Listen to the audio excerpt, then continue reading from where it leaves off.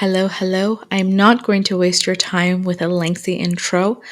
The OP of this submission has requested that I voice narrate her story myself. This is an exception that we're making for her. I don't know if I'm going to continue this concept. This is, however, the longest story we've ever received to date. So I don't know if it's going to be broken up into multiple videos or multiple episodes, but I'm just going to read through it and we'll see what happens from there. As for our OP Sara, I'm sending you so much love. I thank you so much for trusting my platform, and I hope that sharing this publicly brings you the love and peace that you're looking for. Let's get into it.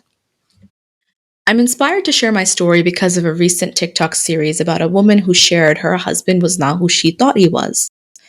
My story is one that I'm apprehensive about sharing, but I know that the only place I feel comfortable sharing it is this platform, and that too only if you're able to give my story a narration through your voice. I feel that this is a story that needs to be read aloud as a cautionary tale instead of a multiple page block of text. For obvious reasons, I'd like to remain anonymous, but for this story, my name is Sara. When I was 19 years old, my father passed away, leaving my mother, my younger sister, and me in a very difficult financial situation. My mother was not very well educated and she did her best to make ends meet, but we often struggled to cover our living expenses. To secure our future, my mom felt the urgency to get her daughters married. She prioritized our stability over our dreams of becoming doctors or pursuing careers. Regardless, my mom would not have been able to afford the education needed for those career paths, so she began the Rishta hunt with a vengeance. My mom has some childhood friends that moved abroad, and one of them is in the US. So after about 3 to 4 months of everyone kind of knowing she was on the hunt, my mom's friend from the US called saying that there's a boy in their social circle and that they're looking for a girl specifically from Pakistan because they don't trust the Avara girls in America. She told my mom that this family is well settled in the States and that they lived in a very big house and that they all have Mercedes cars. And my mom, being my mom, was immediately interested, thinking that they were financially stable. My mom told me to take updated photos of myself, and I was told to email those photos alongside a biodata to that family. The next morning, the boy's mom called my mom and they immediately hit it off. They mainly bonded over how hard it is to find a proper match for their kids these days. The boy's mom sort of went on a rant saying how girls in America are kachra, her words, not mine, and that they've all had boyfriends and they only know how to tear apart families. She also said that it seems to her that the only pure girl in America left is her own daughter, the groom's sister, and that this is why she wants a pure girl from Pakistan for her son.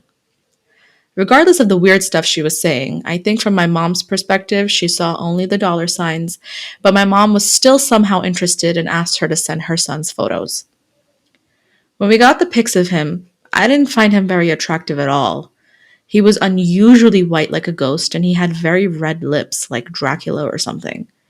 I told my mother I don't like him, and she told me not to be dumb and emphasized that his ability to provide for me were more important than his looks.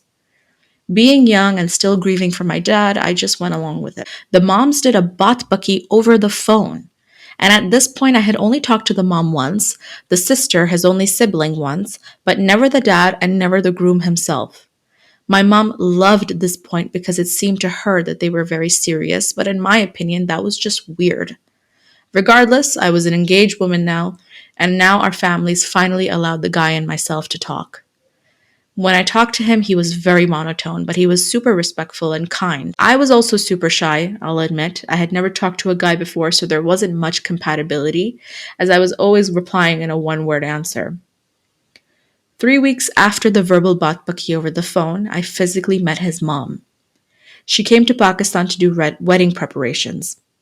Mind you, we never had any functions planned for Pakistan. They said they would only do a walima in the US, and that's what she's shopping for, and that we are welcome to do any function we want to do on our own in Pakistan. My mom didn't do anything because obviously we couldn't afford anything. I never got to have a mehndi. I never got to have a barat. I never got to design a dress or anything. I did, however, get to pick my walima dress, which was the most beautiful dress I've ever seen in my life.